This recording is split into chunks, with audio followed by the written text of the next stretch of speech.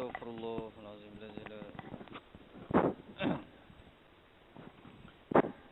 Assalamualaikum warahmatullahi wabarakatuh. Kita buka majlis ilmu kita pada pagi ini dengan umul kitab Al-Fatihah.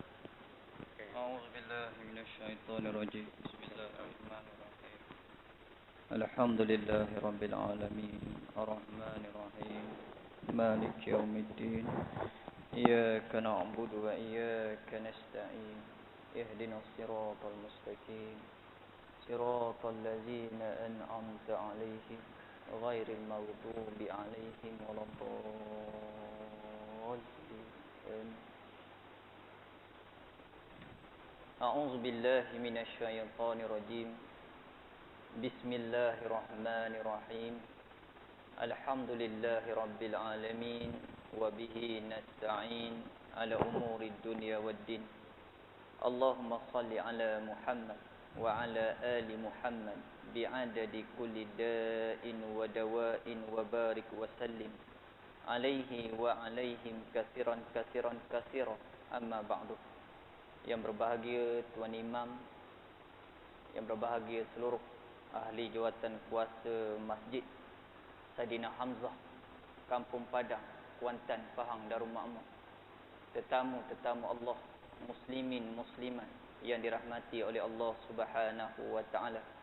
Alhamdulillah, bersyukur kita kepada Allah Taala kerana pada pagi ini dengan limpah rahmat inayah daripada Allah Subhanahu wa taala dapat sama-sama kita solat subuh berjamaah. Alhamdulillah. Selawat dan salam buat junjungan Rasulullah sallallahu alaihi wasallam, ciri tauladan umat yang mana baginda Rasulullah sallallahu alaihi wasallam tidak meninggalkan umat ini melainkan agama Islam itu telah pun sempurna.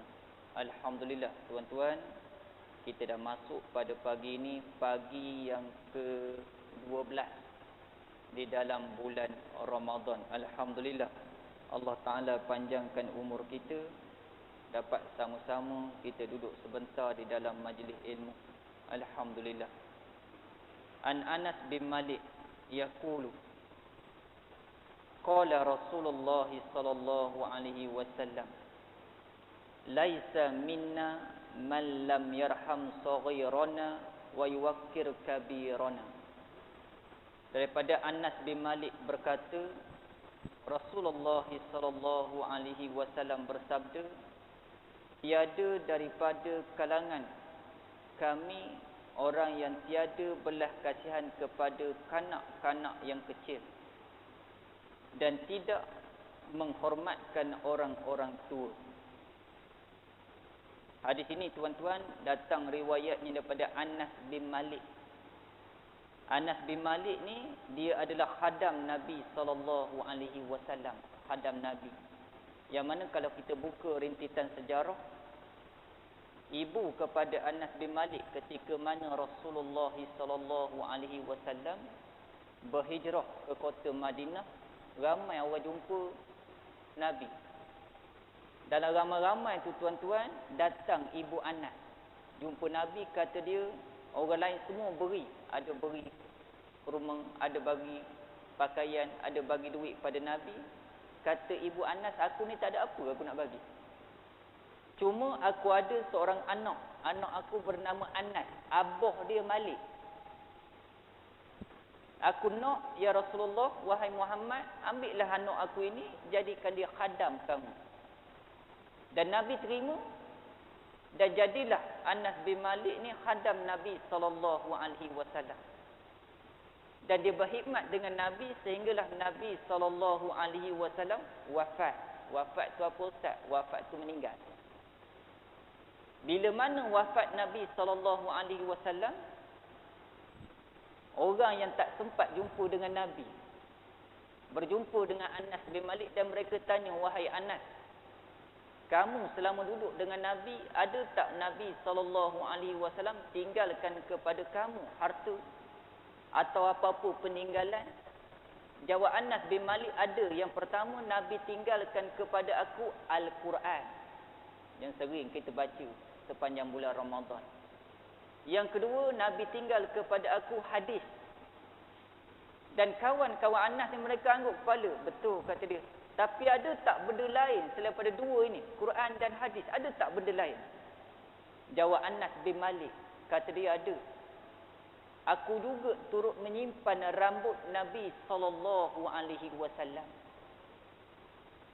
Dan kawan-kawan Anas ni bila sebut rambut Nabi, jadi mereka ni tuan-tuan terkejut. Bila terkejut, minta selai seorang. Yang ni minta, yang ni minta, yang ni minta. Akhirnya yang tinggal dalam simpanan Anas bin Malik, selai je. Macam kita, yang diminta bendera ni, bendera. Lelah tinggal satu. Itu nasib baik, ada. Tu yang letak kat pintu pagar. Tinggal satu. Lepas seorang minta. Akhir tinggal selai.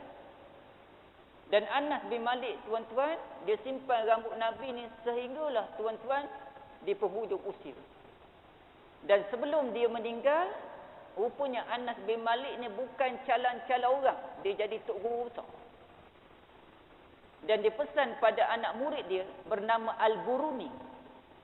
Dia kata, sebelum aku meninggal, aku nak pesan kepada kamu.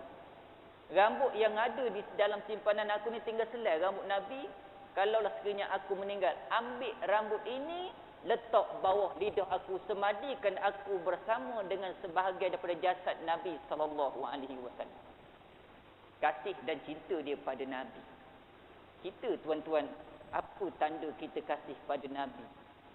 Setiap malam kita berselawat pada Nabi. Allahumma salli ala sayyidina wa nabiyina wa habibina wa zuhrina wa maulana Muhammad. Setiap malam kita berselawat pada Nabi. Sayyidina, ya Allah, Allahumma salli ala sayyidina. Sayyidina, ya Allah, kamu tok empat kami, ya Allah. Nabi Muhammad tu, ya Allah, dia tok empat kami, ya Allah. Sayyidina, ketua, tok empat. Wa nabiyina, ya Allah, juga yang kami berselawat, orang yang bernama Muhammad itu juga Nabiina, adalah Nabi kami. Kemudian wa maulana, Tuhan.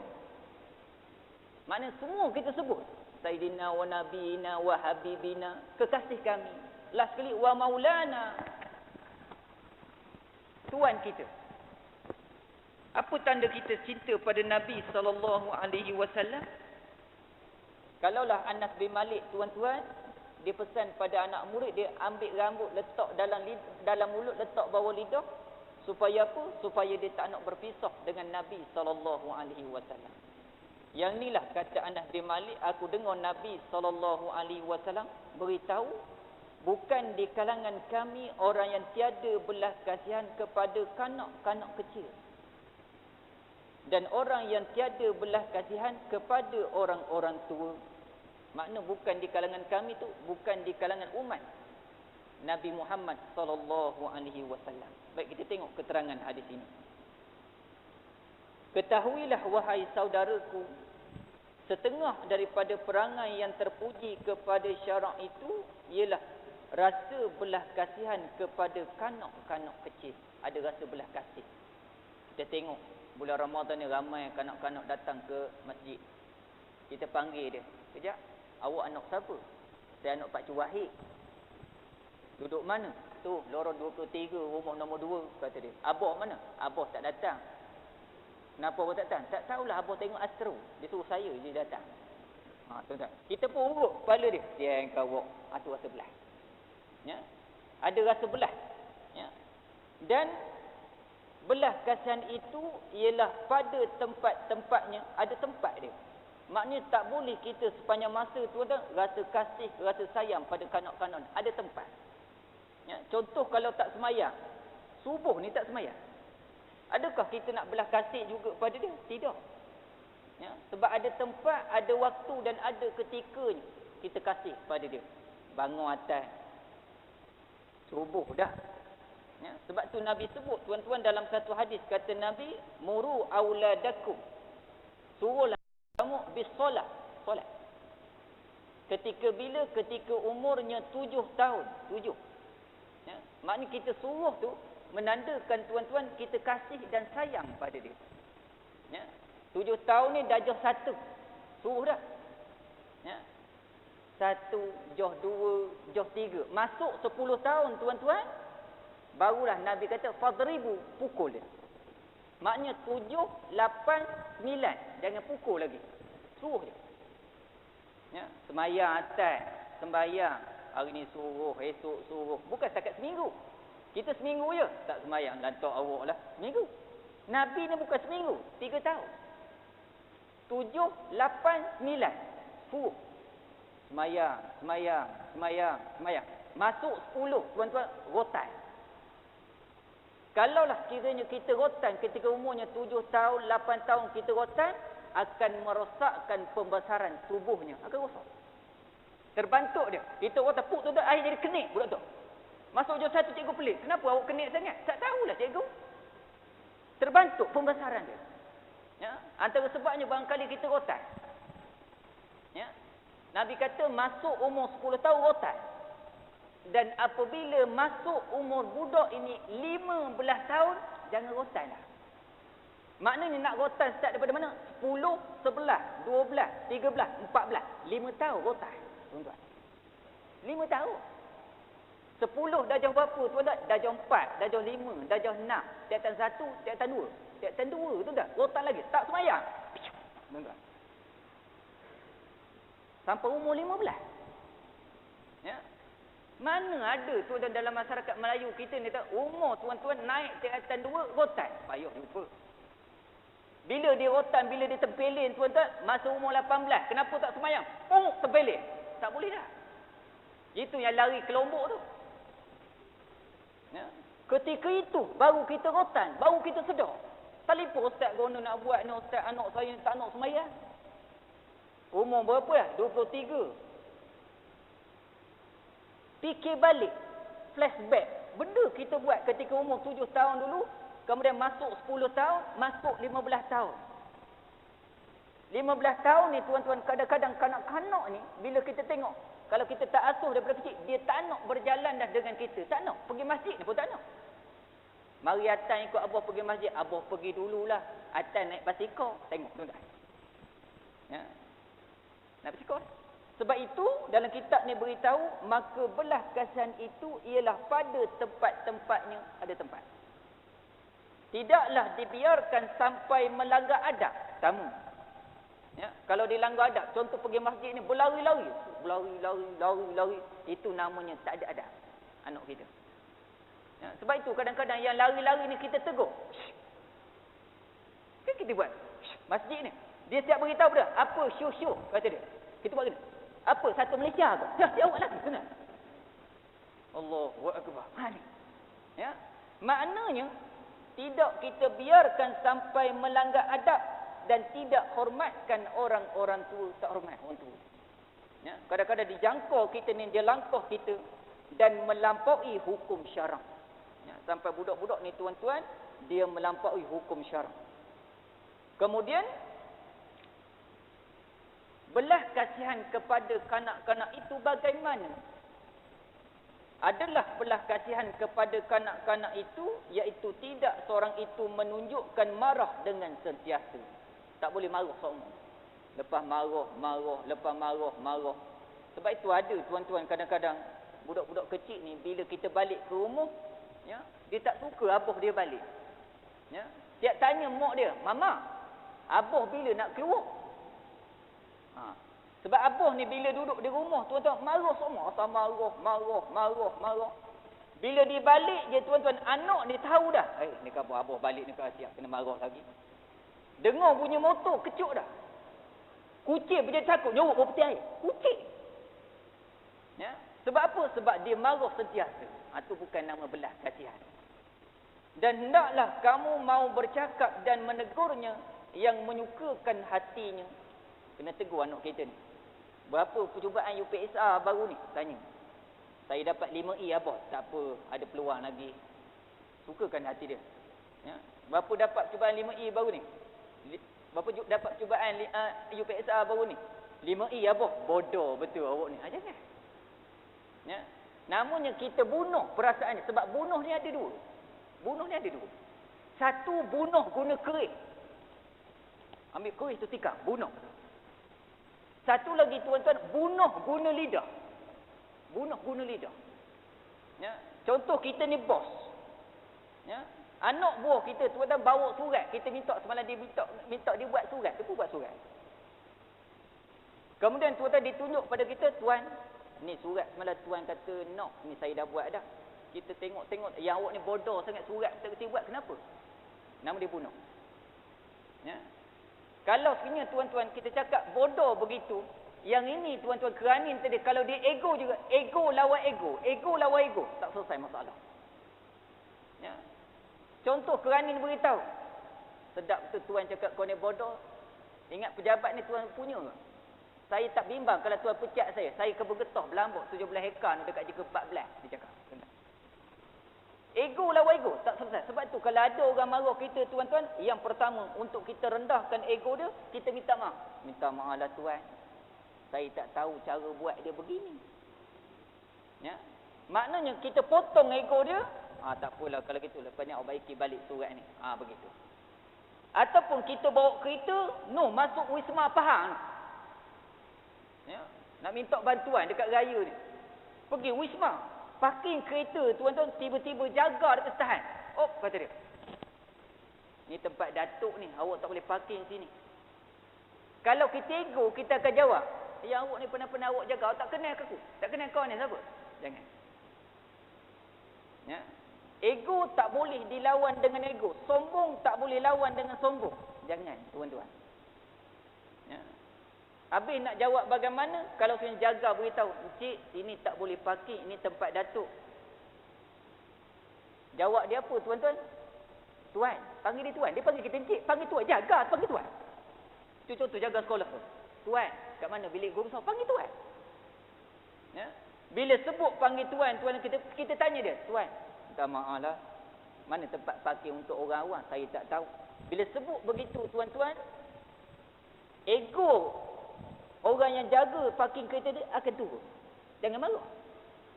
Ya. Begitulah kalau kita tengok dengan kanak-kanak ini, tidak seorang itu menunjukkan marah dengan sentiasa, jangan marah. Ya. Dan mau bercakap dan menegurnya yang menyukakan hatinya, tegur dia. Apabila datang kanak-kanak itu berjumpa denganmu dengan berjabat salam, maka engkau sambut salamnya. Kalau datang kanak-kanak tuan-tuan, ya, beri salam pada kita. Assalamualaikum Pak Teh. Jawab, Waalaikumsalam. Sebab ada orang tuan-tuan, dia tak suka ya kanak-kanak beri salam pada dia. Dia lebih suka tuan-tuan, orang tua beri salam pada dia. Ya, begitu bos, kalau kita bos tuan-tuan, bos ni selalu dia harap anak buah beri salam pada dia, dia tak nak. Bos lah, bukan bos ni, bos dekat Kuala Luit. Luit, Kampung Bak-Bak, Kuala Sentul, belah-belah sana. Ya. Belah-belah Maran. Ya. Bos ni tuan-tuan, kalau boleh dia dulu beri salam. Masuk je pintu jaga. Assalamualaikum. Sahur ke tidak malam tadi? Sahur.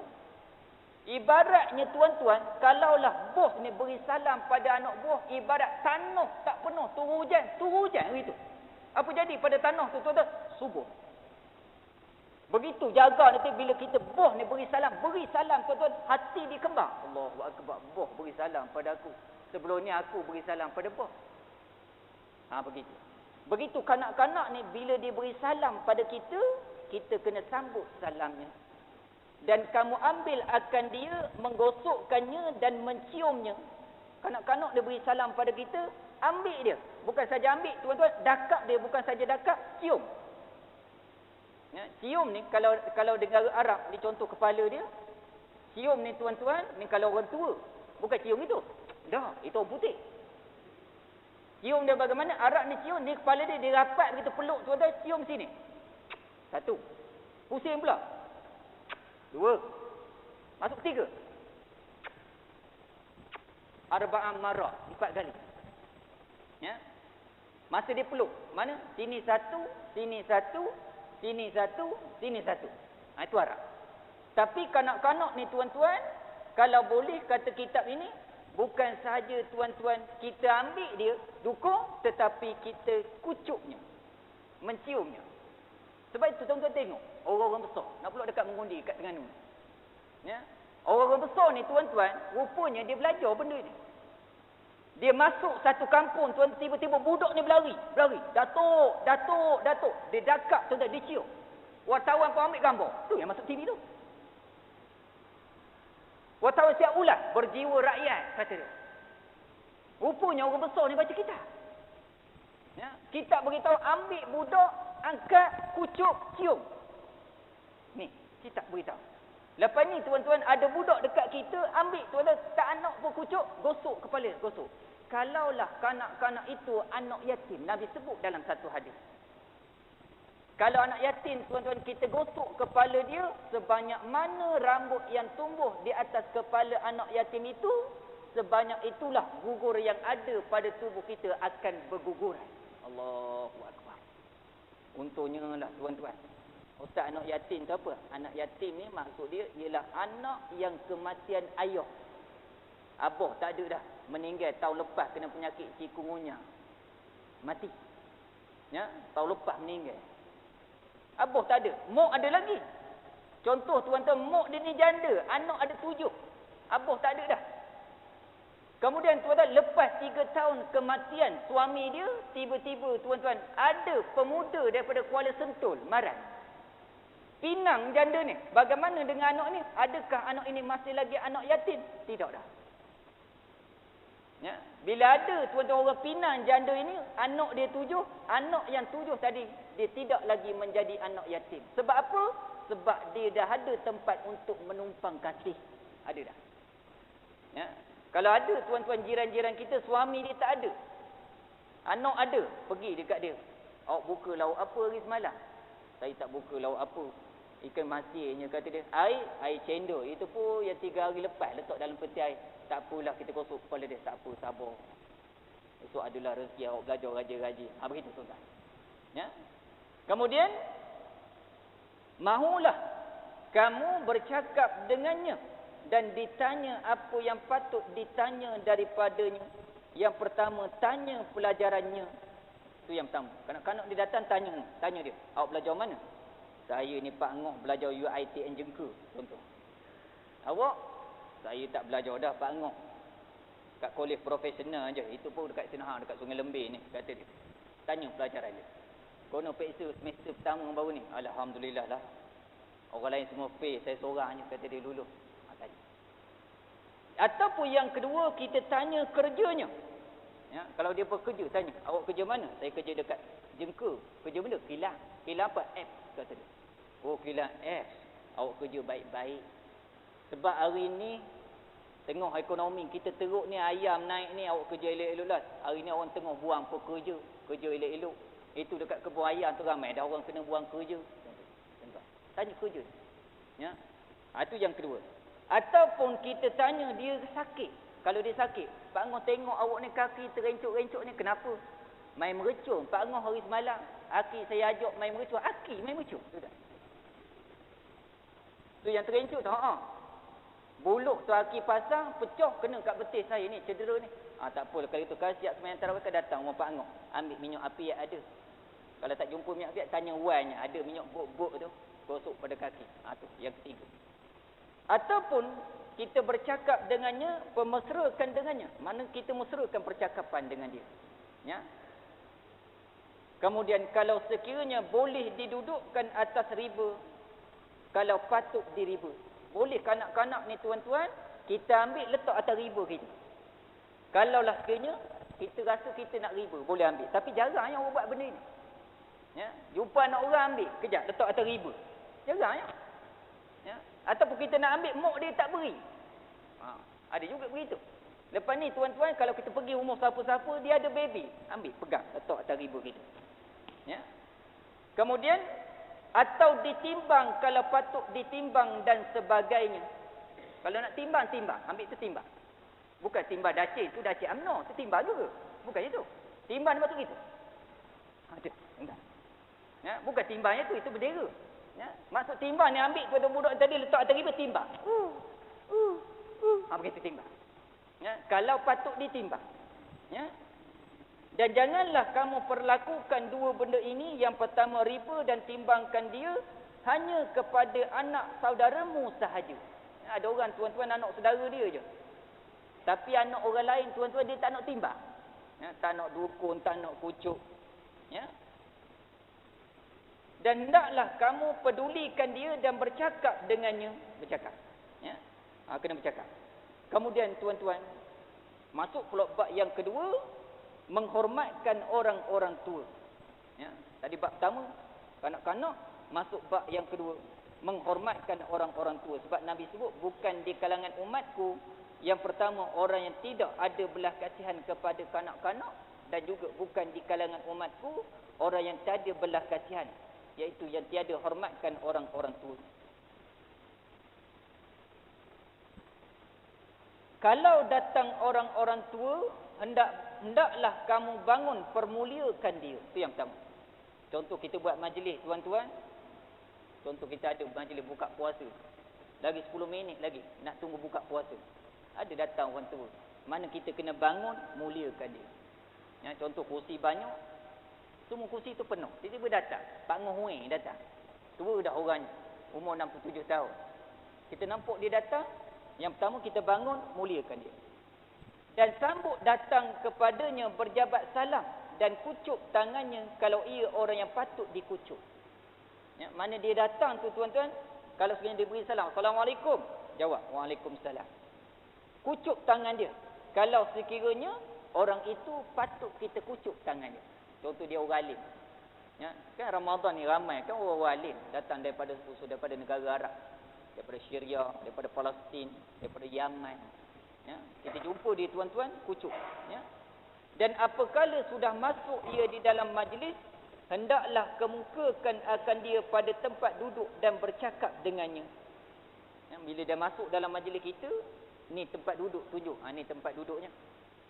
Kemudian bercakap dengan dia. Saya bila sebut orang tua ni tuan-tuan, kadang-kadang kita lupa nak beritahu ya. Satu, tempat dia duduk. Itu yang pertama. Satu lagi, tandas. Jadi kerap tuan-tuan. Ya, saya pesan. Bab tandas ni tuan-tuan, kalau ada orang tua kita datang ke rumah kita, dia telefon, Assalamualaikum Yi. Abah ni nak turun Kuantan, kata dia. Bilanya abah hari ni? Dia sampai Zuhur kerang. Bila sampai tuan-tuan kita ni nak keluar. Nak cari baju raya. Sebelum kita keluar tu kita beritahu abah. Duduklah dulu. Atan nak keluar ni. Atau Yi nak keluar ni. Abah kalau nak masuk tandas ujung sana. Kena beritahu tu. Tandas ujung sana. Yang ujung sana tu tandas duduk. Kalau abah tak selesa tandas duduk. Ni dalam bilik saya ni. Tandas cangkung. Kena beritahu. Sebab orang kampung ni tuan-tuan, dia tidak biasa tandas duduk. Macam saya duduk ni. Tak biasa duduk gitu. Ada. Di kampung biasa tandas cangkung gitu. Kalaulah tuan-tuan kita tak tunjuk.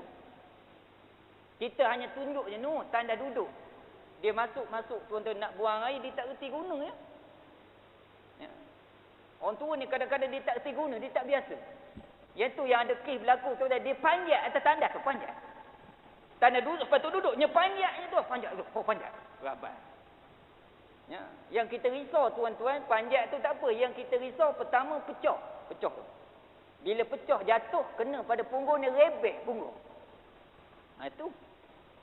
Kalau tak rebeh tuan-tuan, tak pecah, kita bimbang kaki dia terjegeluh masuk dalam lubang tandas. Tak apa lagi kalau terjegeluh, bimbang lekat. Ya, kita balik tengok, siapa pula dah bila air, tolong kita tuan buka kokoh pintu, tengok lekat. Bila lekat, tarik tak lepas tuan-tuan, kaki abah kita. Habis apa kita buat? Panggil bomba lah. Bila panggil bomba tuan-tuan, bomba ni kalau emergency case, dia datang ke taman kita ni tuan-tuan, kalau emergency case, dia bukan senyap. Dia bunyi neno. Satu taman nak kebisik. Siapa pula ada rumah siapa kebakaran? Bukan bakar tu rumah Pak Ngoe tu. Aki dia datang daripada kampung, terjeluh tu kaki dalam lubang tandas, tak kemalu tu kan?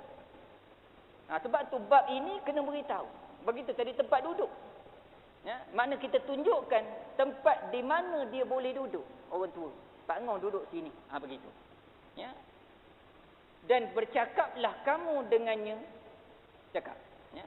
Dan janganlah yang muda-muda itu bercakap dan membuka mulut pada satu perkara, melainkan dengan meminta izin lebih dahulu. Maknanya kalau orang tua tu tuan-tuan dia tengah berborok, kita nak mencelok, minta izin dulu. Pak Ngoh izinkan saya nak mencelah. Begitu. Ya, jangan teruk kita, potong cakap dia. Dan jangan dibuat apakala orang-orang tua itu bercakap-cakap sama orang-orang tua, datang kamu mencelah dan memotong cakapnya. Jangan. Ya. Orang tua kita tengah bercakap dengan orang tua yang lain, tiba-tiba kita potong cakap dia. Jangan. Maka itu satu perkara yang jahat adab, kata. Maknanya tak ada adab. Ya. Dan jangan engkau keraskan suara dan berbangkang dengannya. Jangan keras suara dengan orang tua. Ya. Ini antara dosa besar. Ya. Apabila tuan-tuan kita tengking ayah kita, dosa besar. Sebab hari ni tuan-tuan buka TV hari ni tuan-tuan dia ajar pada masyarakat bagaimana cara nak mendahaka pada ayah. TV hari ni. Tanpa kita sedar. Anak tuan-tuan cakap pada mak dengan bahasa yang kasar, TV. Tuan-tuan buka. Ya. Kemudian pula tuan-tuan menantu tengking pula ayah mertua, menantu. Ya, Allahu akbar. Maknanya bila kita imbah balik tuan-tuan, TV ni yang kita buka hari-hari tu nak bawa kita ke mana? Ni TV kita buka. Nak bawa kita ke mana? Ya, buka tengok dedah aurat, buka pula bercium, buka pula nampak pusat, buka pula menyanyi. Nak bawa ke mana TV? Kadang-kadang tuan-tuan, kita ni yang mak ayah ni, kemudian cikgu-cikgu yang ada, profesor yang ada, pensyarah-pensyarah yang ada, kadang-kadang jadi keliru. Macam saya ni, kadang-kadang jadi keliru. Keliru bagaimana? Kami ni tuan-tuan, cikgu-cikgu, pensyarah-pensyarah, profesor-profesor yang berada di sekolah, tuan-tuan, kolej, kadang-kadang jadi keliru. Keliru bagaimana? Kami ni bertumpuk lumuh beritahu pada pelajar. Menutup aurat ni wajib. Mendedahkan aurat ni haram. Bertumpuk lumuh. Tapi budak ni jadi keliru. Bila keluar saja daripada pintu pagar sekolah, tuan-tuan, dia tengok ramai orang mendedahkan aurat. Balik rumah pula buka TV, tuan-tuan, bila buka TV, Allah, ramai juga mendedahkan aurat. Ustaz Zamri cakap tadi mendedahkan aurat itu berdosa. Menutup aurat itu wajib. Kalaulah mendedahkan aurat itu berdosa, bagaimana boleh keluar TV? Tu dah. Cuba fikir balik.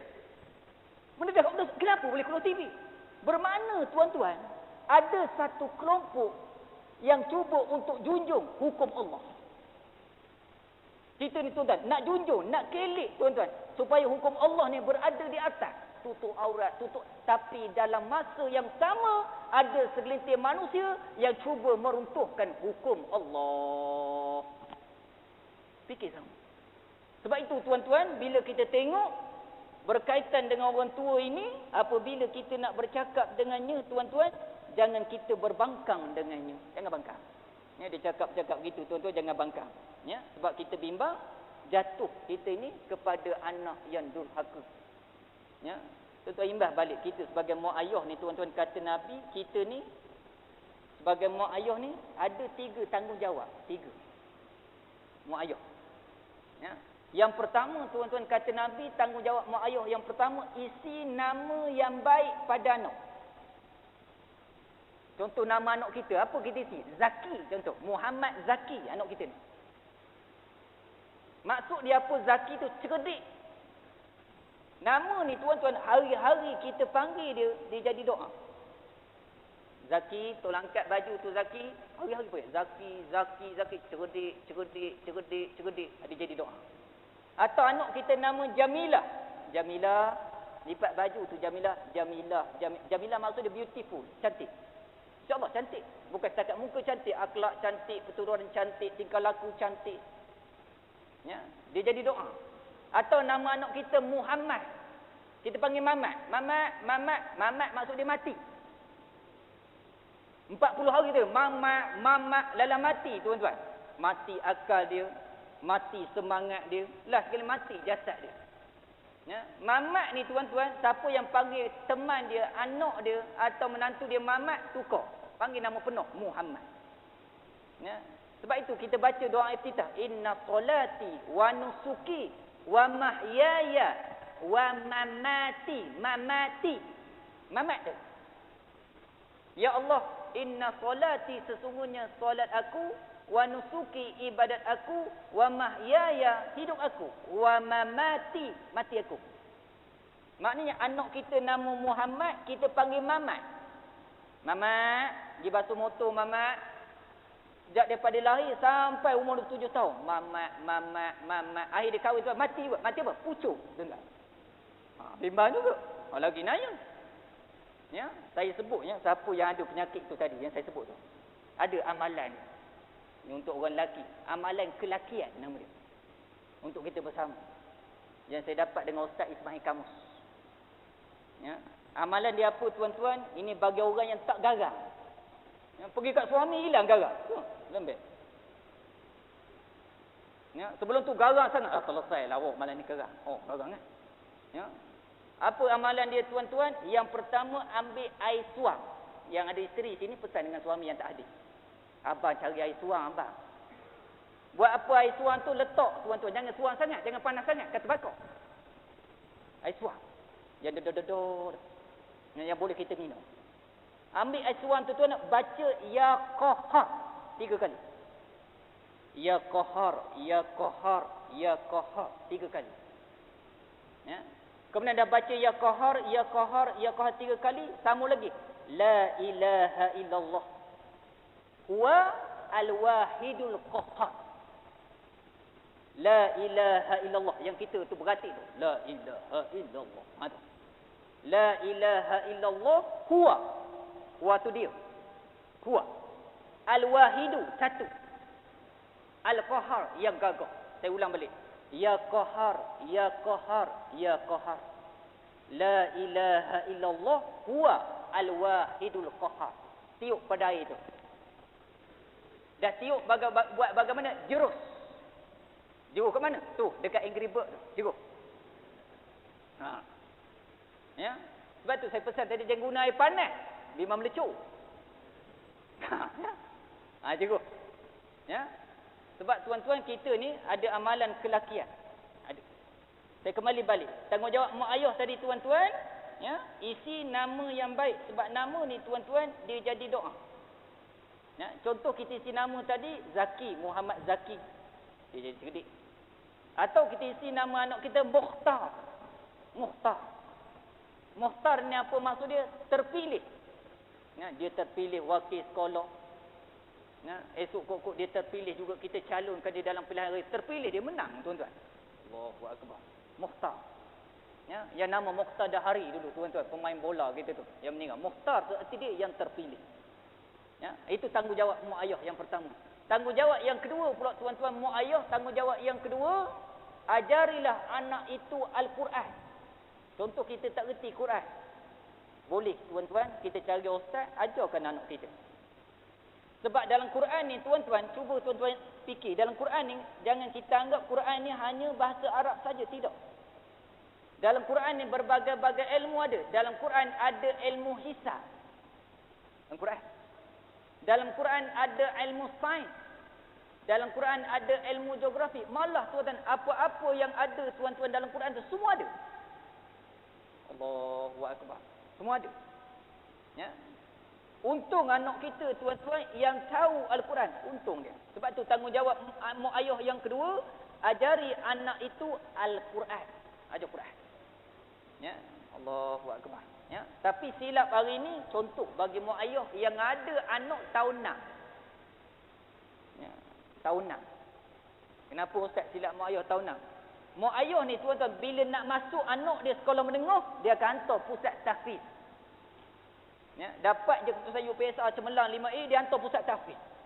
Tak apa lagi, cantik dah, hantar pusat tahfiz, cantik dah. Yang tak cantiknya dia pesan kepada ustaz pusat tahfiz tu.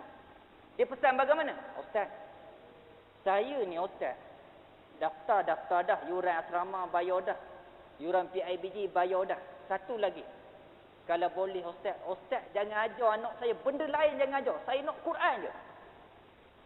Ustaz ni tanya, habis anak awak tak nak belajar matematik? Tak nak.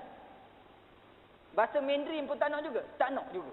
Kan ada pusat tahfiz yang belajar bahasa Mandarin. Ni hao ma hong. Yap i abad belajar bahasa Mandarin. Ya.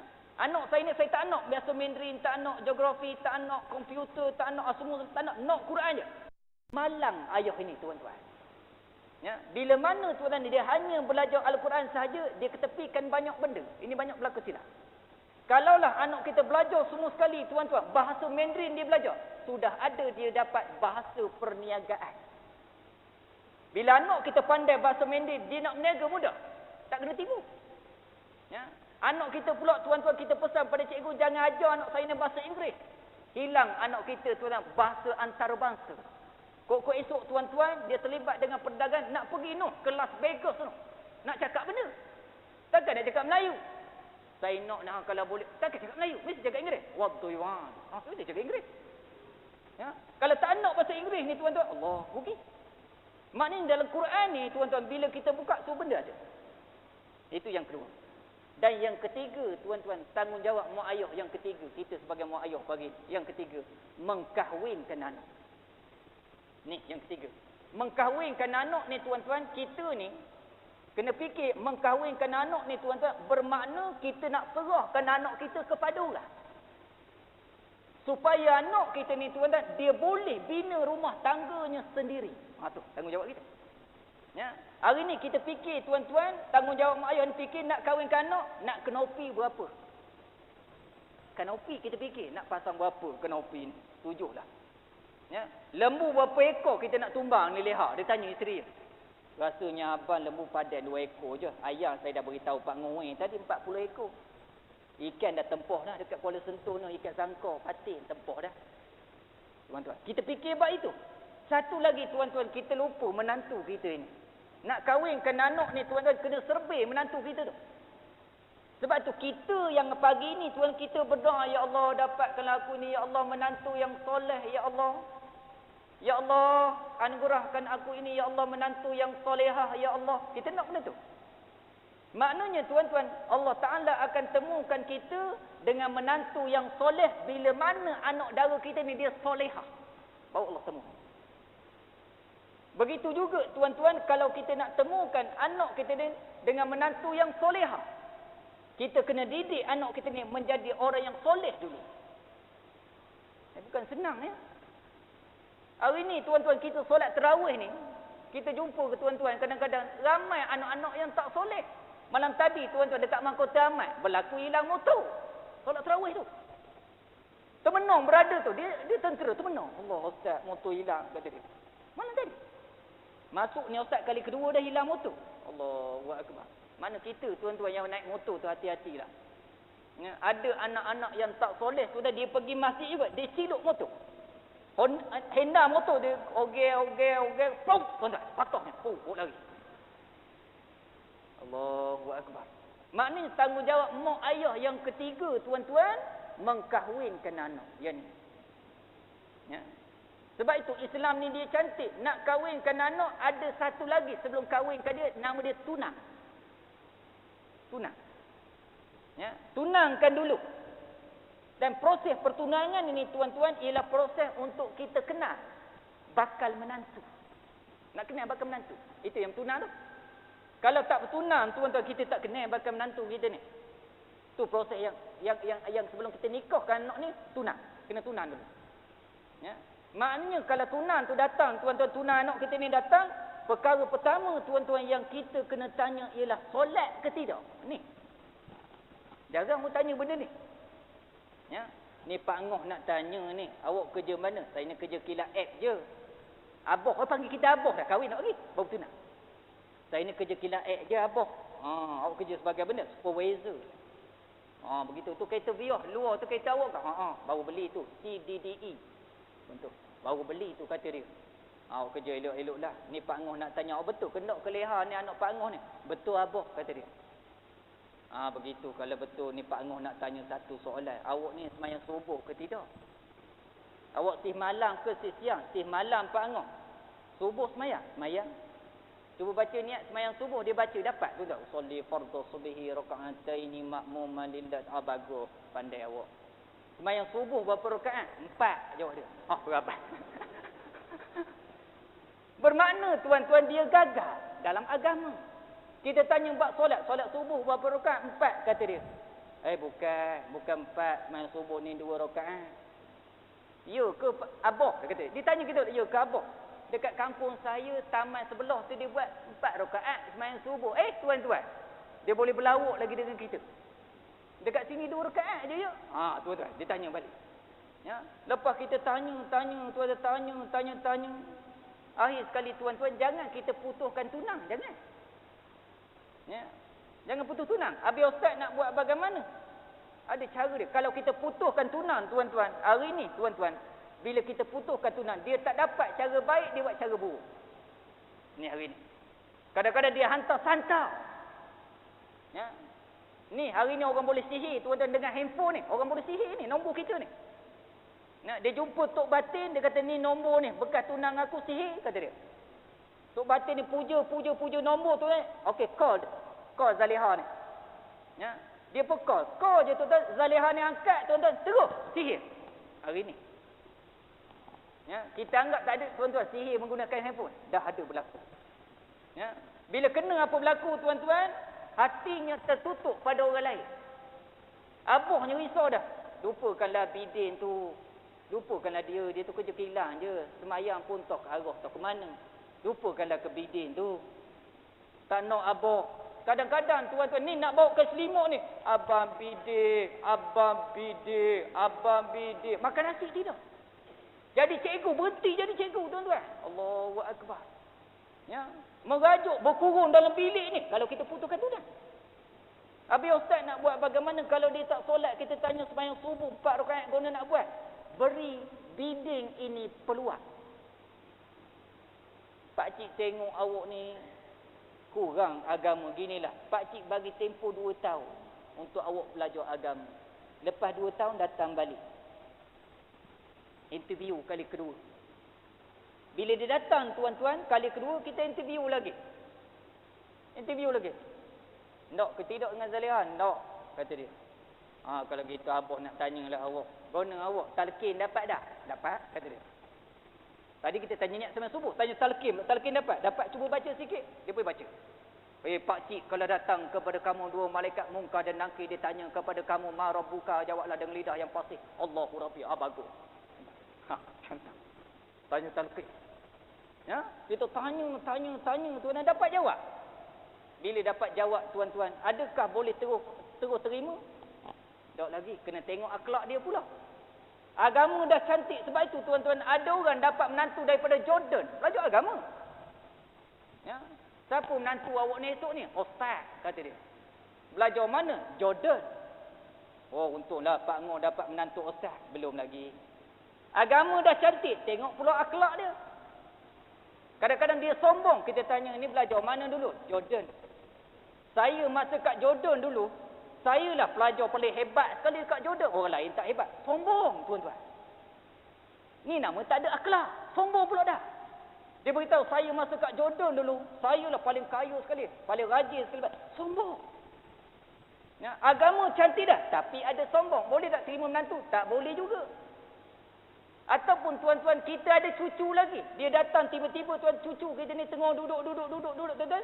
Tiba-tiba datang lori aiskrim. Lalu depan taman, nenek, lori aiskrim. Cucu kita nari, Aki, no aiskrim, kata dia. Bakal menantu kita ni ada duduk, borok dengan kita. Kita nak ambil duit kau, tak jumpa duit silin. Kita bertanya menantu, awak ada ke duit silin? Minta sekejap pinjam. Ni cucu kau ni nak beli aiskrim. Tiba-tiba bakal menantu dia beritahu kat cucu kita, budak kecil tak boleh makan aiskrim, nanti kena gauk, kata dia.